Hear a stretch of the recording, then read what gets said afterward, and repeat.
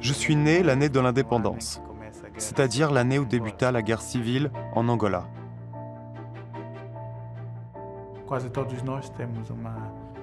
Chacun d'entre nous, ou presque, a souffert d'une disparition dans sa famille. Une victime de la guerre, du conflit. Ma mère est morte en 1992 et mon père en 1994. Et nous sommes ainsi devenus, avec mon frère aîné, les responsables de la famille. Il travaillait comme journaliste pour la liberté de la presse. En 1999, il fut tué, tragiquement.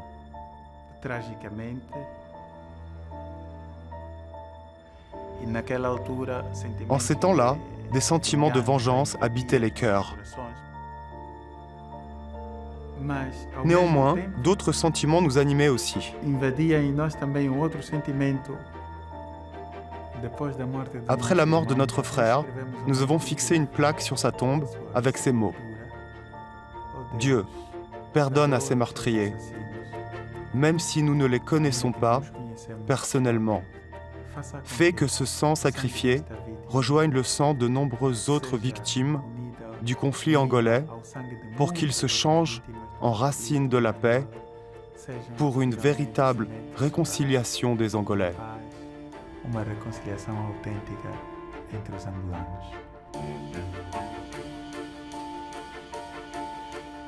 L'histoire de la famille Domingo, un jeune juriste de Luanda, ressemble à celle de milliers de familles angolaises. Sa génération commence seulement à apprendre à vivre dans la paix. Les enfants continuent encore de dessiner des images de combat et de jouer à des jeux de guerre. L'histoire de ce pays, au sud-ouest de l'Afrique, est essentiellement marquée par des périodes de conflit. Le combat contre les marchands d'esclaves, les 14 années de guerre d'indépendance et les 30 ans de guerre civile qui prit fin en 2002. Le travail pour la paix, la réconciliation et la justice demeure un enjeu qui divise encore les Angolais.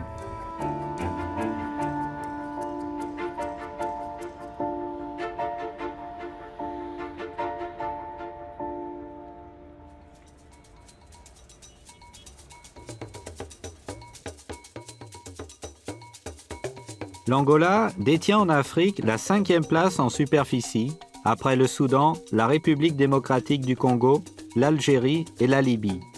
Sa population, de 16 millions d'habitants, comprend 10 groupes ethniques. Paradoxalement, l'Angola est l'un des pays africains les plus riches, mais aussi les plus pauvres. Il contient les plus grands gisements de pétrole au sud du Sahara, mais aussi des diamants, du minerai de fer, de cuivre, d'or, de phosphate et d'uranium. Et pourtant, près de 70% de la population vit avec moins d'$1 par jour, principalement de l'agriculture. Le premier Européen à atteindre ces terres en 1482 fut l'explorateur portugais Diogo Cam. Les marchands portugais débutèrent le commerce de l'ivoire et de l'or avec les locaux, accroissant graduellement l'influence et le pouvoir du Portugal, et en 1574, ils forcèrent les autorités à reconnaître la suprématie de Lisbonne. Le commerce des esclaves commença peu après et provoqua des déportations à grande échelle, principalement vers le Brésil, la Dominique et Cuba, conférant à Luanda le sinistre statut d'un des plus grands ports du continent pour la déportation des esclaves. La ségrégation de la population commença quand les Portugais divisèrent la population en locaux, assimilés et civilisés.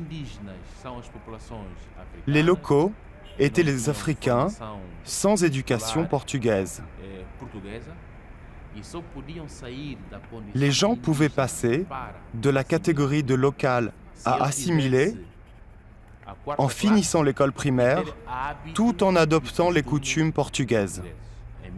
En 1975, environ 90% des Angolais étaient illettrés.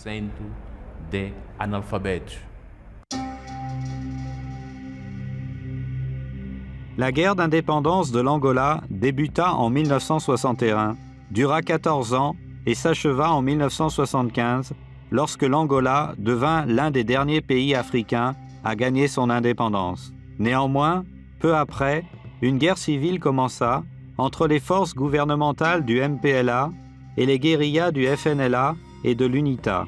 Les marxistes du parti MPLA, fondé par Agostinho Neto, le premier président de l'Angola, étaient soutenus par l'URSS, Cuba et la Chine et par les autres pays du bloc de l'Est.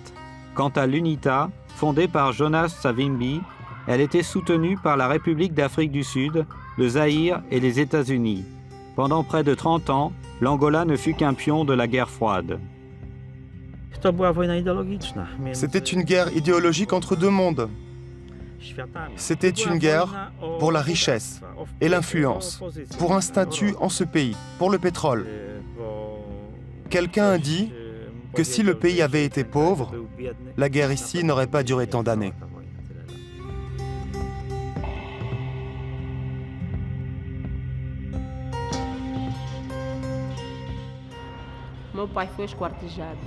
Mon père est mort pendant la guerre. J'ai aussi perdu un frère. Nous avons seulement retrouvé son squelette. Nous ne savons pas comment il est mort, mais nous savons qu'il nous a été enlevé pour travailler avec le parti d'opposition. Seulement plus tard, nous avons réalisé qu'à l'âge de 16 ans, il fut recruté dans l'armée, car le service militaire était obligatoire dès l'âge de 16 ans.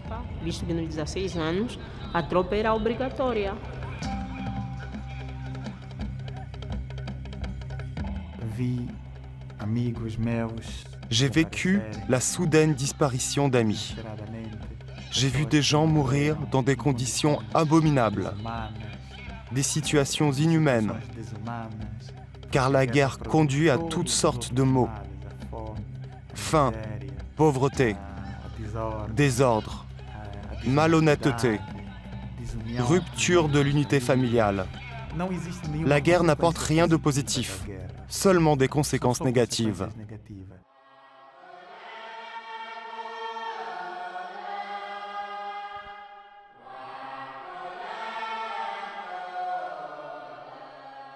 Les conséquences tragiques de la guerre laissent aussi leur empreinte sur la liberté religieuse.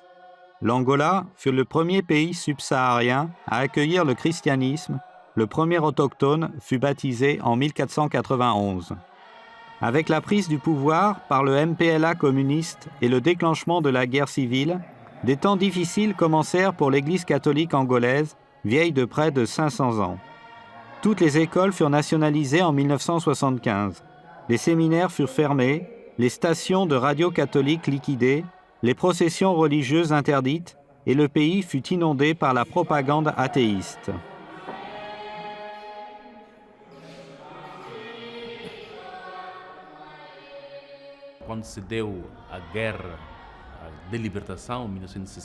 Lorsque la guerre d'indépendance commença en 1961, les autorités portugaises emprisonnèrent de nombreux prêtres qui avaient des sympathies envers l'indépendance du pays. L'Église catholique et la majorité des chrétiens devinrent vite les avocats du peuple sur la voie de l'indépendance. Lorsque nous étions une colonie, le gouvernement du Portugal ne permettait pas à l'Église d'interférer avec le monde social ou politique. Quand les marxistes arrivèrent, ils empêchèrent l'Église de s'impliquer dans l'éducation, la santé ou le travail social. Nous ne pouvions nous réunir en dehors de l'Église et nous devions nous battre pour préserver notre droit de célébrer l'Eucharistie. Pourtant, les gens ne sont jamais partis.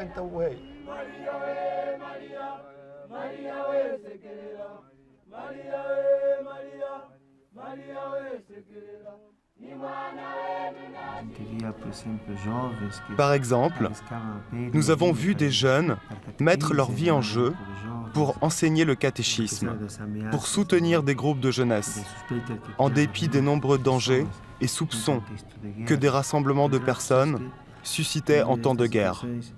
Nous avons rencontré des personnes qui, dans des situations analogues, quittèrent tout et vinrent à l'église pour prier en sachant que là, ils trouveraient la force pour tout ce qui était à venir, pour faire face à toutes les difficultés. Tout ceci a marqué notre foi.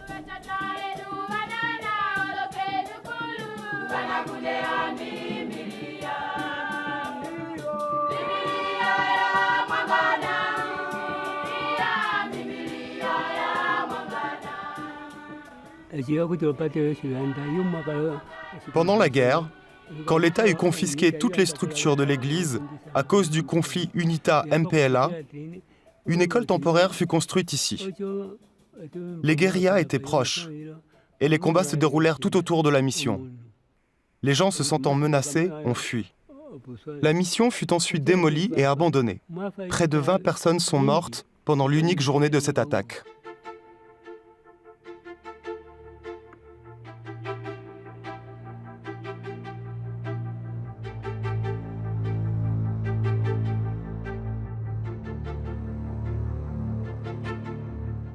Avec le déclenchement de la guerre civile, de nombreux missionnaires, notamment portugais, furent forcés de quitter le pays.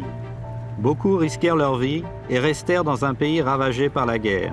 Le père Gilles fut l'un de ceux qui restèrent avec la population de Wakokungo pendant toute la guerre civile.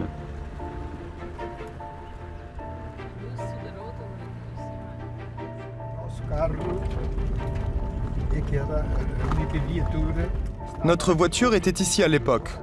Elle aidait par exemple pour le transport des malades à l'hôpital. Grâce à Dieu, notre voiture n'a jamais roulé sur une mine. Il fallait faire attention aux mines. Les catéchistes nous avertissaient toujours de leur présence.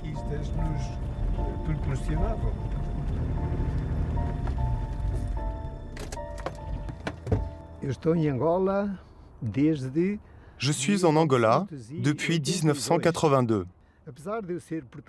Je suis portugais et je suis venu ici avec le désir d'être bon, afin de compenser ce que les colons ont fait. L'indépendance était une cause valant la peine d'être soutenue. Une chose pour laquelle on peut remercier Dieu qui l'a permise. Nous croyons simplement que nous devions aider la population. Il y avait un besoin réel et grâce à Dieu, Dieu nous protégea et nous ne fûmes pas enlevés, à l'instar de beaucoup d'autres.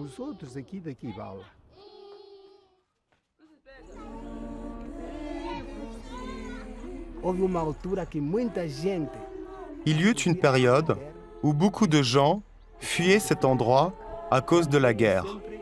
Mais les frères, et avant tout Père Gilles, restèrent toujours ici. Ils restèrent du fait de leur foi, malgré ce qui aurait pu leur arriver. Il y avait une époque où on ne pouvait pas voyager ici en voiture. Toutefois, le Père Gilles avait un vélo, lorsque cela fut autorisé, et il voyageait ainsi. J'étais souvent dans les fermes à ce moment, et je le rencontrais roulant vers une célébration chrétienne ou une messe. Je m'en souviens très distinctement.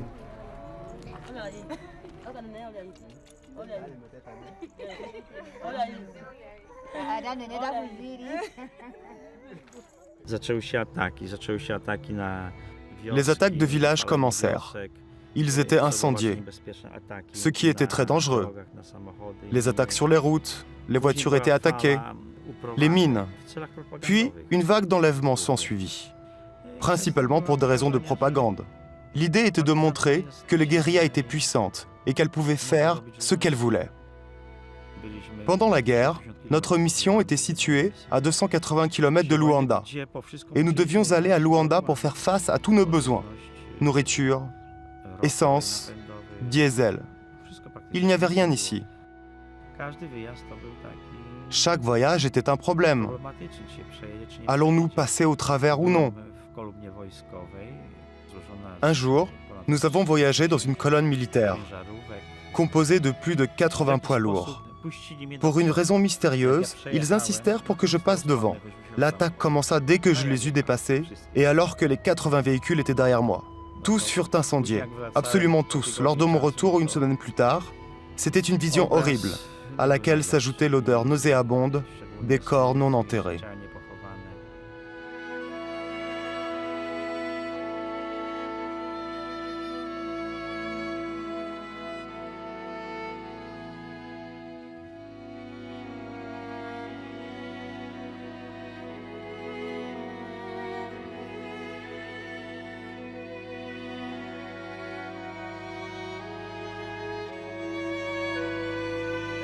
Au total, 47 missionnaires perdirent la vie pendant la guerre, victimes des deux côtés du conflit.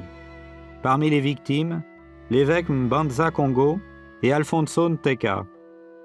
68 missionnaires et sœurs furent enlevés par les guérillas et détenus en otage pendant des mois. Nós temos padre que justamente foi assassinado na estrada. Nous avions un prêtre qui fut tout simplement assassiné dans la rue. Assassiné car connu pour son travail avec la jeunesse. Nous avions deux prêtres qui connurent la mort sur une route. Ils allaient rendre service à des communautés. Ils étaient facilement identifiables comme prêtres, mais furent tués malgré tout, sans mentionner les nombreux catéchistes qui furent massacrés. Pourquoi ? Car ils disaient la vérité.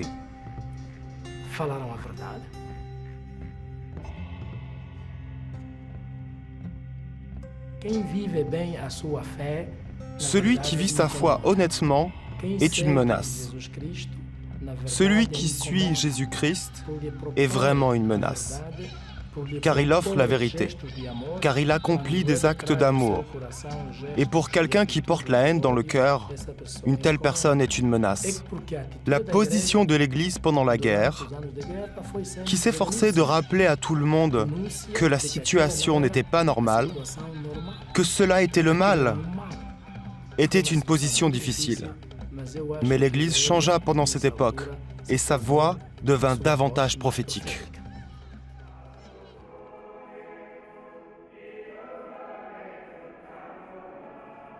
En Angola, le rôle de l'Église catholique pendant la guerre fut fondamental. Le rôle social, le soutien spirituel, l'humain, l'humanitaire. Les églises étaient toujours remplies. L'Église prêchait abondamment en faveur d'un début de processus de réconciliation en Angola. Cela prit du temps. Il y avait des moments où le gouvernement n'était pas prêt à accepter le rôle de l'Église catholique en la matière. Néanmoins, ce qui est certain, et ce que je crois, est que son rôle fut fondamental et contribua à l'avènement de la paix sociale.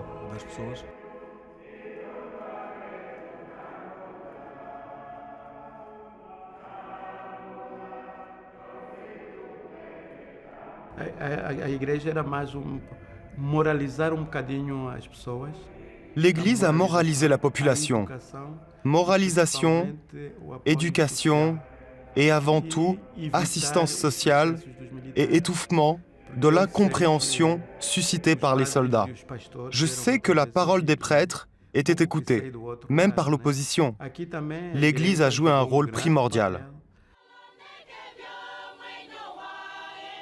Pour les Angolais, la visite en 1992 de Jean-Paul II, pendant les commémorations des 500 ans de chrétienté dans ce pays, fut décisive. Le pèlerinage eut lieu après la signature d'un accord de paix entre les factions en conflit, à un moment de grand espoir pour une paix durable.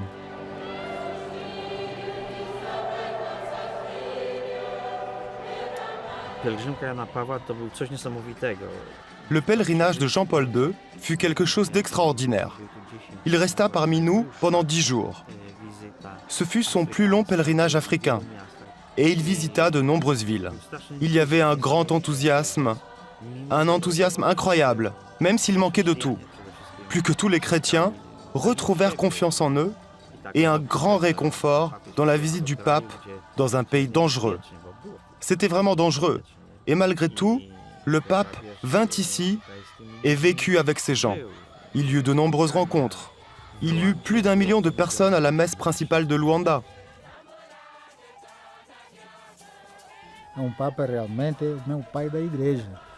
Le pape était vraiment le père de l'Église, mon père. Il nous donna de précieux conseils. Les cœurs brûlaient presque d'amour. Le pape était vraiment un pape de paix. Encore aujourd'hui, en regardant ces photos, je ressens émotion et joie comme s'il était avec nous.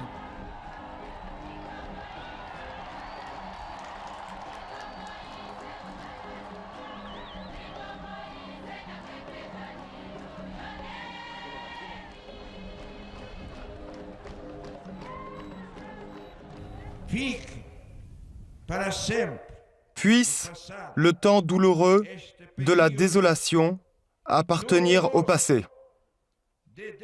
Repousser les tentations qui conduisent au prolongement du conflit armé, source de destruction et de souffrances inutiles. Fonte de ruínas e de inúteis sofrimentos.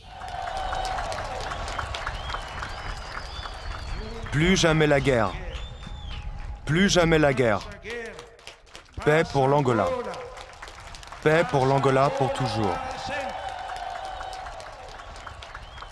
Depois das eleições, La guerre éclata à nouveau après les élections et s'avéra plus cruelle encore que la précédente.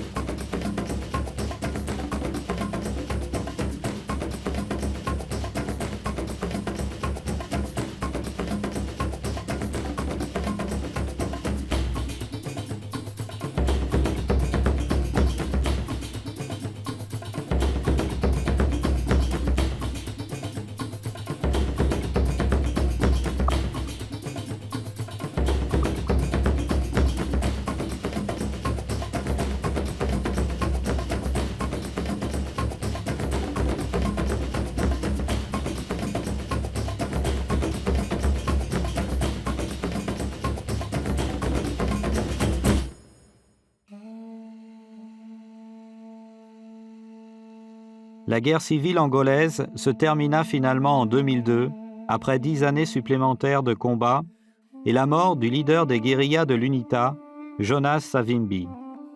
Selon les estimations, au moins un demi-million d'Angolais furent tués pendant les 27 années de ce conflit ininterrompu. Il est impossible d'estimer les souffrances de tous ceux mutilés par des mines, les orphelins, les veuves et les 4 millions de réfugiés et personnes déplacées.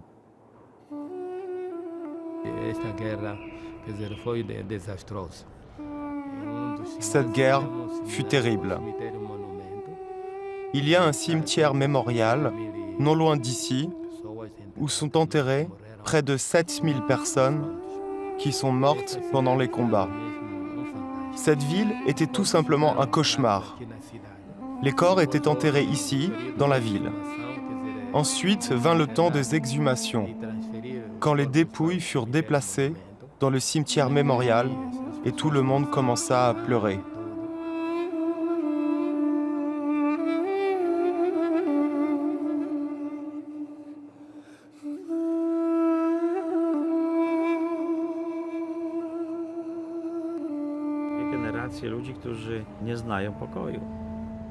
Deux générations n'ont pas connu la paix. Aucune raison d'être surpris que le taux de criminalité soit élevé, les attaques fréquentes, car ces gens ne connaissent pas d'autre mode de vie, excepté le combat. Tuer un être humain n'est pas un problème, même s'il n'y a pas de bénéfice à en tirer. Tuer un poulet, au moins c'est utile, c'est un repas. Et voilà toute la morale, détruite par la guerre. Ils furent éduqués pour tuer. Peut-être ne sont-ils pas conscients de ce que c'est. Ils furent enlevés, incorporés dans l'armée, encore jeunes, des adolescents, sans préparation. Ils ont simplement appris comment tirer.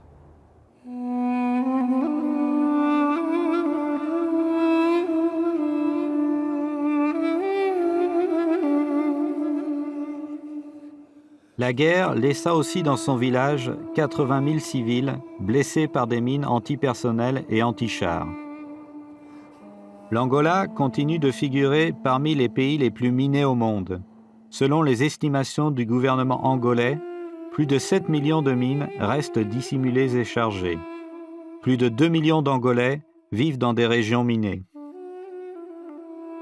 L'Angola devait détruire ces mines d'ici l'année 2013. Néanmoins, selon l'organisation Enquête sur l'impact des mines, au rythme actuel de déminage, auquel sont associées plusieurs organisations internationales, le déminage de l'Angola prendra 130 ans.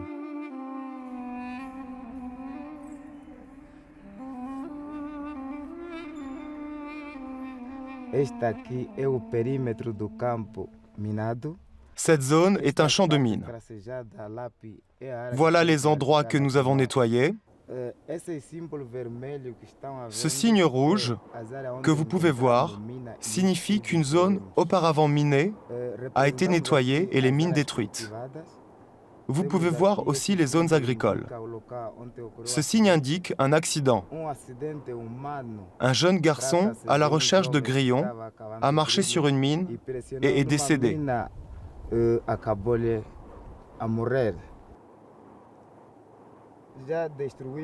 Nous avons réussi à détruire 2 mines antipersonnelles et 3 anti-chars, et 8 mines terrestres désamorcées pendant 95 jours de travail.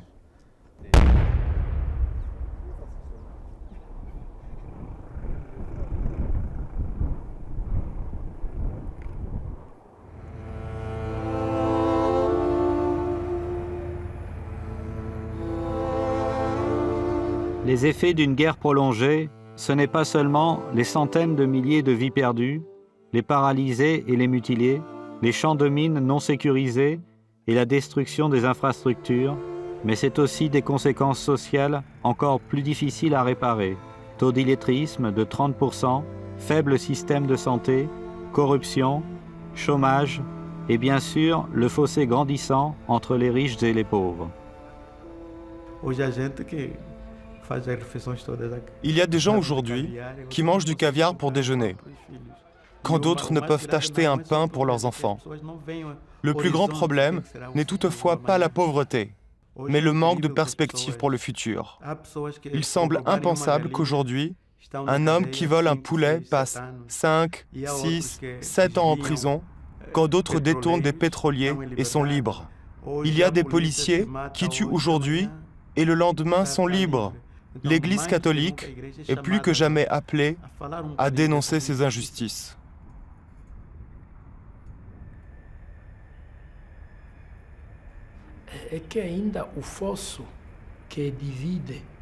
Le fossé qui sépare les riches des pauvres est de plus en plus grand. En réalité, quelques-uns, très peu, sont extrêmement riches, alors que le reste, qui représente la majorité, continue de vivre pour moins de 1 ou 2 dollars par jour. L'impatience des nécessiteux pourrait conduire à une explosion des haines qui continuent d'exister. Il est de ce fait impossible de dire que la paix en Angola est stable. Portanto, não se pode dizer que a paz de Angola seja já estável.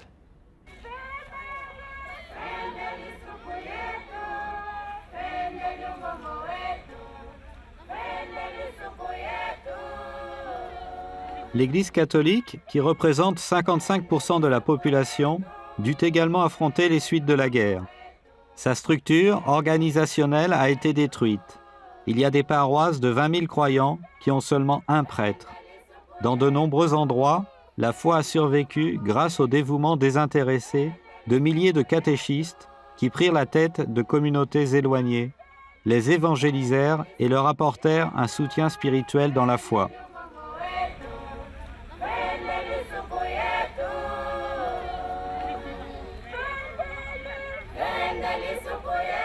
La plupart des églises et bâtiments paroissiaux furent démolis, y compris maisons et écoles missionnaires. Sans le soutien de l'Église universelle, il serait difficile d'imaginer que ces ruines et communautés affaiblies puissent être reconstruites.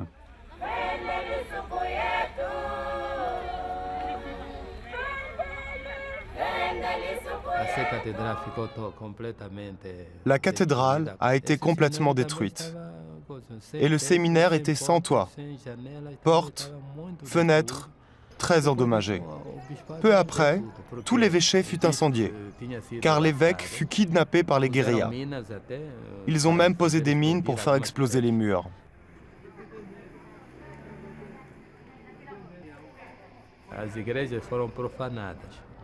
L'Église fut profanée. Ils firent tout dans l'Église quand le communisme était très fort. Ils ont jeté les croix à l'extérieur. Dans une église, ils ont détruit le tabernacle. On dit qu'ils ont fait feu dessus. Ils ont installé leurs quartiers généraux dans l'église, sur les terres de la mission.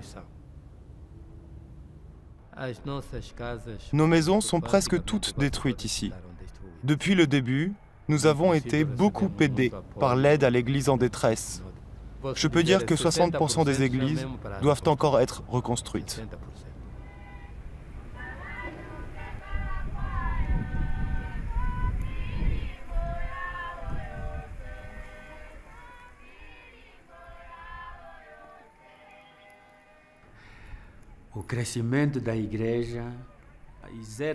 L'Église grandit grâce à la solidarité universelle. Je souhaite très fort que l'Église angolaise grandisse d'elle-même. Néanmoins, elle ne sera jamais capable de refuser l'aide de l'Église universelle. À chaque étape du chemin, nous demandons à davantage de missionnaires de venir ici. L'Angola a besoin d'évangélisation.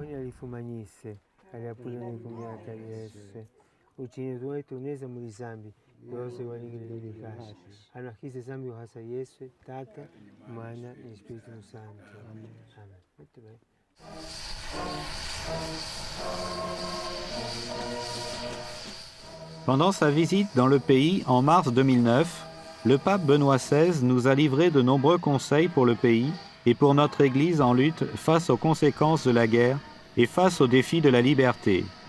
Il fut reçu par le peuple angolais avec un grand enthousiasme.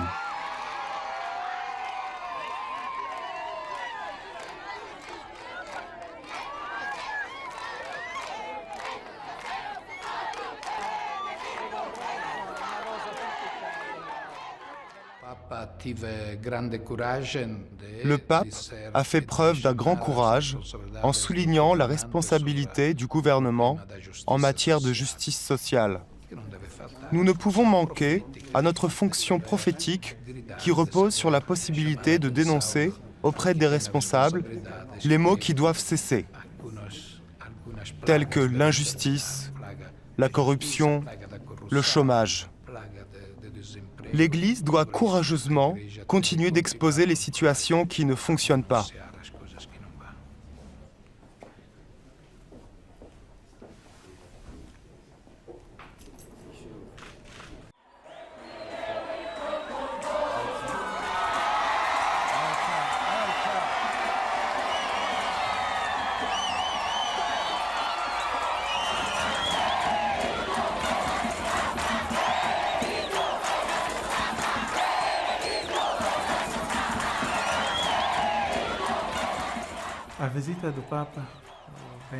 Je crois que la visite de Benoît XVI fut à ce moment une bénédiction pour l'Angola.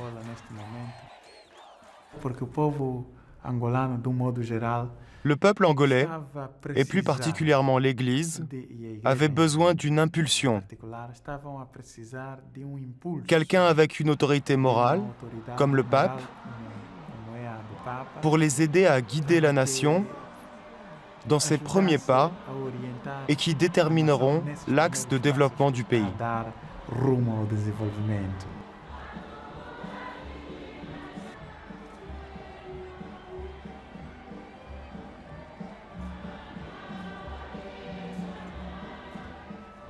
La société réagit différemment depuis la visite du pape. C'est une société qui a une voix, une tonalité, ce qui n'était pas le cas en 1992, quand les gens étaient encore effrayés. Tout commença à changer après la visite du pape.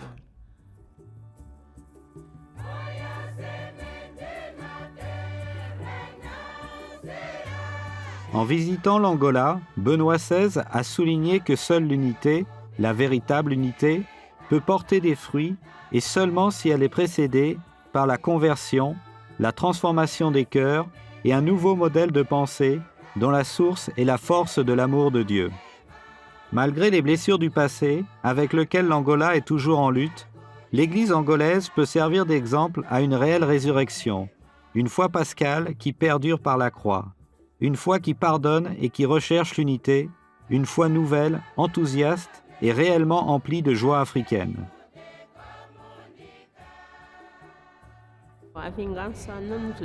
La vengeance ne conduit nulle part. On doit répondre au mal par le bien. C'est la seule possibilité d'aller de l'avant.